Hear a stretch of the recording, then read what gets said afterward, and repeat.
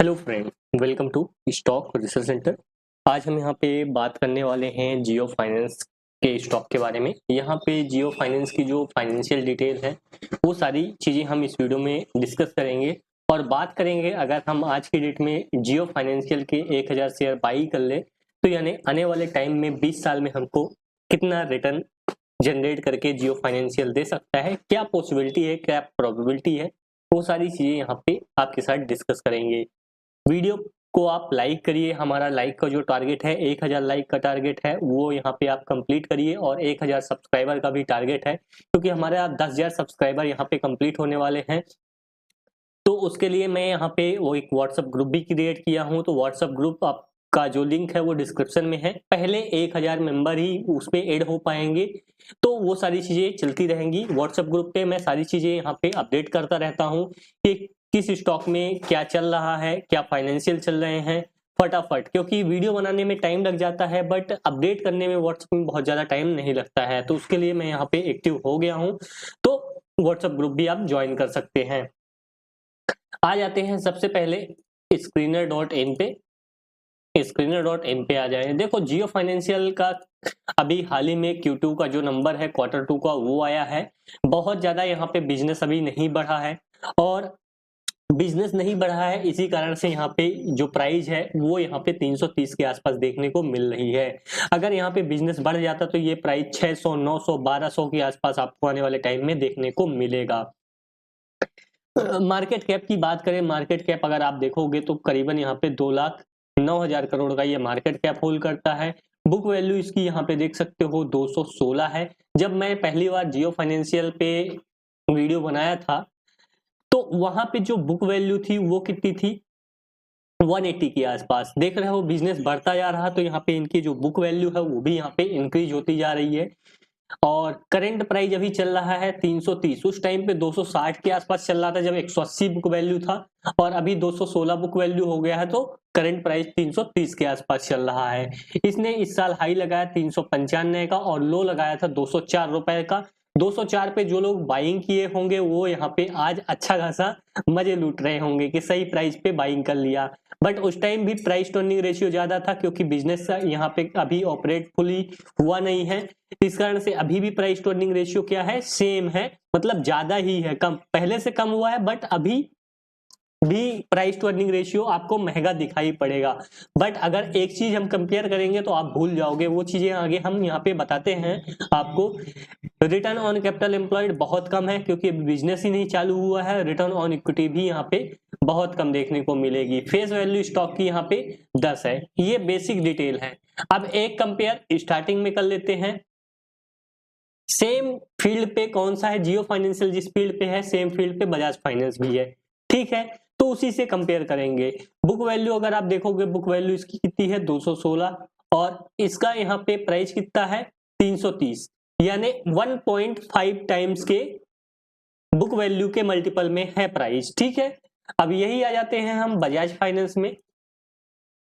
यहाँ पे book value कितनी है 1234 रुपए, प्राइस कितना है 6900। कैलकुलेटर ऑन कर लेते हैं तो आपको सही समझ में आएगा। कैलकुलेटर यहाँ पे बुक वैल्यू कितना है, प्राइस कितना है 6900 डिवाइडेड बाई 1234, 1234, गजब है। कितने के 5.59। बट इस साल का जो हाई बना था वो कितना था 7885। अगर इसी से डिवाइड करें 7885 डिवाइडेड बाई 1234, कितने के बुक वैल्यू पे है 6 टाइम के। अगर यहाँ पे 216 रुपए जियो का बुक वैल्यू है, 6 टाइम पे जाता है, जब बिजनेस ऑपरेट होने लगेगा तो 1296 रुपए के आसपास स्टॉक प्राइस ट्रेड होने लगेगा। समझ रहे हो, 1296 रुपए 6 टाइम्स होगा। तो आज की डेट में किस प्राइस पे चल रहा है 330, तो करीबन 4 टाइम्स का यहाँ पे क्लियर स्कोप तो यहाँ पे नजर आ रहा है जियो फाइनेंस में। जिन लोगों को चीजें समझ में आ रही हैं तो वो वीडियो को लाइक करेंगे, और जिन लोगों को नहीं आ रही है, डाउट है, कमेंट बॉक्स में कमेंट करके पूछिए, डाउट क्लियर हो तब लाइक करिएगा, ठीक है। तो यहाँ पे जियो फाइनेंस की आज की डेट में भी जो वैल्यू है बुक वैल्यू के हिसाब से, अगर बिजनेस पूरा फुली ऑपरेशन में आ जाता है, जितनी बजाज फाइनेंस की सेल है, जितना यहाँ पे बजाज फाइनेंस का प्रॉफिट है आज की डेट में अगर आ जाता है, तो जियो फाइनेंस ट्रेड होने लगेगा किस प्राइस पे? 1300 के प्राइस पे। अभी बिजनेस पूरी तरह से ऑपरेशन में नहीं आया है, इसी कारण से यहाँ पे क्या है, ये प्रीमियम मार्केट नहीं दिया है। चार्ट की बात करें, और एक चीज और, अगर बजाज फाइनेंस का प्रॉफिट देखो ईयर वाइज कितने का प्रॉफिट ये जनरेट करता है? 14,926 करोड़ का ट्रेलिंग 12 मंथ में। अगर माने 15,000 करोड़ का, तो अगर एक सेम यहाँ पे जियो फाइनेंशियल सर्विस भी 15,000 करोड़ का 2 साल बाद भी क्या करने लगती है, यहाँ पे प्रॉफिट शो करने लगती है, तो इसका प्राइस टू अर्निंग रेशियो जो अभी ज्यादा दिख रहा है, कितने का मार्केट कैप है? 2,10,000 करोड़ का। ठीक है, 2,10,000 करोड़ का डिवाइडेड बाई 15,000, तो यहाँ पे कितना आएगा? 14 के प्राइस टू अर्निंग रेशियो पे ट्रेड करने लगेगा।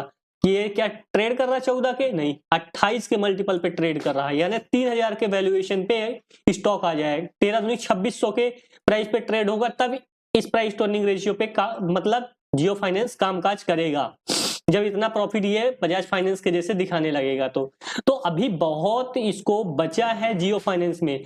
और एक चीज और, ये तो हो गई 2 पॉइंट हमने कवर किया। तीसरा पॉइंट अगर हम बात करें यहाँ पे बैलेंस शीट की, बैलेंस शीट में जियो के पास कितना रिजर्व है? रिजर्व यहाँ पे देखो 1,30,000 करोड़ का।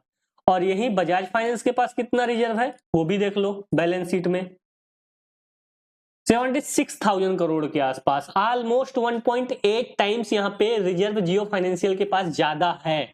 तो जिसके पास ज्यादा पैसा है वो ज्यादा बिजनेस करेगा। तो बजाज फाइनेंस अगर 15,000 करोड़ प्रॉफिट साल में पोस्ट करता है, तो जियो की पॉसिबिलिटी होगी कि उससे ज्यादा भी दिखा सकता है प्रॉफिटेबिलिटी, तो प्राइस टू अर्निंग रेशियो और कम हो सकता है। तो ये चीजें आपको एनालाइज करना आना चाहिए। जब तक आप चीजें एनालाइज नहीं करोगे, तब तक यहाँ पे मार्केट में आप पैसा नहीं बना पाओगे। बात करें यहाँ पे क्वार्टर के रिजल्ट जो अभी आए हैं, अभी क्वार्टर के जो रिजल्ट आए हैं, लास्ट 5 क्वार्टर हम कंपेयर करते हैं, तो सेल्स जो है यहाँ पे 694 करोड़ हुई है। डिविडेंड यहाँ पे जियो को मिला है, इस कारण से यहाँ पे डिविडेंड के चक्कर में क्या हुआ है, जो प्रॉफिटेबिलिटी है वो यहाँ पे नेट प्रॉफिटेबिलिटी बढ़ गई है। बट बिजनेस धीरे धीरे ग्रो हो रहा है। ऑपरेटिंग प्रॉफिट की बात करें तो ऑपरेटिंग प्रॉफिट 553 करोड़ आया है, जबकि लास्ट क्वार्टर 344 करोड़ था और लास्ट ईयर के सेम क्वार्टर में 542। तो बहुत ज्यादा यहाँ पे चेंजेस नहीं हुए, बट सेल्स आना चालू हुई है। 608 की जगह यहाँ पे 694 करोड़ आना चालू हुई है। तो बिजनेस बढ़ रहा है धीरे धीरे। मान लो 2 साल भी लग जाते हैं स्टेबल होने में जियो फाइनेंस को, आज की डेट से 2 साल भी लग जाते हैं, तो 2 साल में 4 टाइम्स पैसा होना आम बात, आम चीज नहीं है। तो वो चीजें यहाँ पे आपको देखना है। 3 times in 3 year Vivek sir की यहाँ पे स्ट्रेटजी काम कर जाएगी, बट आपको अच्छे से एनालाइज करना आना चाहिए। अदर इनकम की बात करें तो अदर इनकम में यहाँ पे डिविडेंड इनकम यहाँ पे इस क्वार्टर मिला है 226 करोड़ के आसपास, किसको? जियो को। अब इसके बाद बात करें नेट प्रॉफिटेबिलिटी की, तो नेट प्रॉफिटेबिलिटी भी यहाँ पे 689 करोड़ आया है, जबकि लास्ट ईयर के सेम क्वार्टर में 668 करोड़ के आसपास आया। तो प्रॉफिट बढ़ रहे हैं, बट अभी बिजनेस चालू अच्छे से नहीं हुआ है।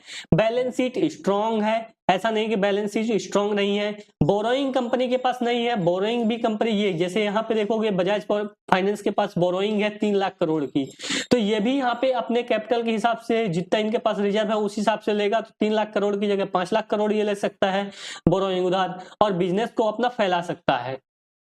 कैश फ्लो अभी यहाँ पे कुछ नहीं है।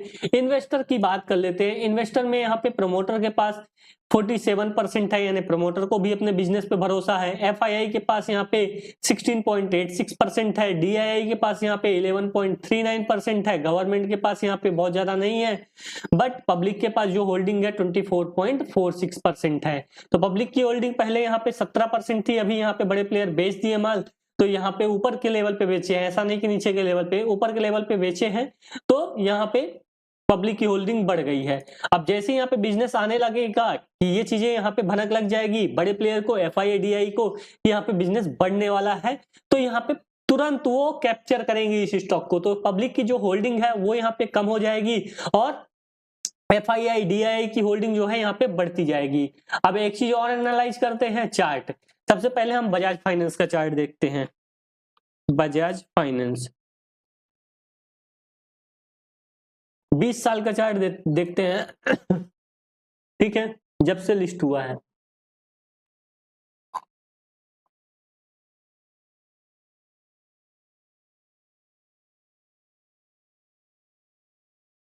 कब से लिस्ट हुआ है?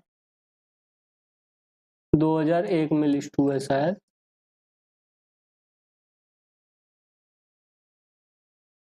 1996 में। देखो किस प्राइस पे लिस्ट हुआ था, करीबन 14 रुपए। स्प्लिट हुआ होगा, बोनस दिया होगा, वो छोड़ देते हैं डायरेक्टली। 14 रुपए पे लिस्ट हुआ था। उसके बाद यहाँ पे 1996 में और मतलब करीबन 2000 के आसपास इसने लो जो बनाया था, 2 रुपए 66 पैसे का लो बनाया था। ठीक है, अब 2 रुपए का 66 पैसे का लो बनाने के बाद 20 साल में कितना रिटर्न दिया है वो यहाँ पे देखना है। ऑल टाइम अब लग जाओ। अब मान के चले 14 रुपए पे भी लिस्ट हुआ है, तो 20 साल कितना हुआ? 2016। 2016 में इस स्टॉक का जो हाई था, बढ़ा लेते हैं, 2016-17, ये देखो, ये जो हाई था इसको पकड़ते हैं 1198, 1200 के आसपास ये था। कैलकुलेटर कितने टाइम्स रिटर्न देता है? 1200 के आसपास था, 14 रुपए पे लिस्ट हुआ था, नीचे आया वो नहीं गिनता मैं भी। ठीक है, 85 टाइम्स। यानी कोई इसके शेयर प्राइस में 1 लाख अगर डालता, 1 लाख डालता तो 85 टाइम्स ये रिटर्न देता, तो कितना होता? 85 लाख रुपए 20 साल में, यानी करीबन 1 करोड़ के आसपास ही ये रिटर्न जनरेट करके देता। अब जियो फाइनेंशियल में क्या है वो भी देख लेते हैं।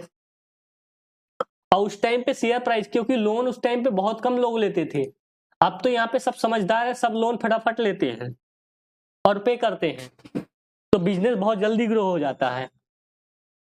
अब यहाँ पे जियो फाइनेंस के केस में क्या हुआ?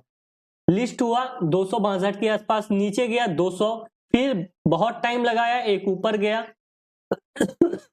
और इसको ब्रेक करके करीबन 400 के आसपास ही जाने का प्रयास किया।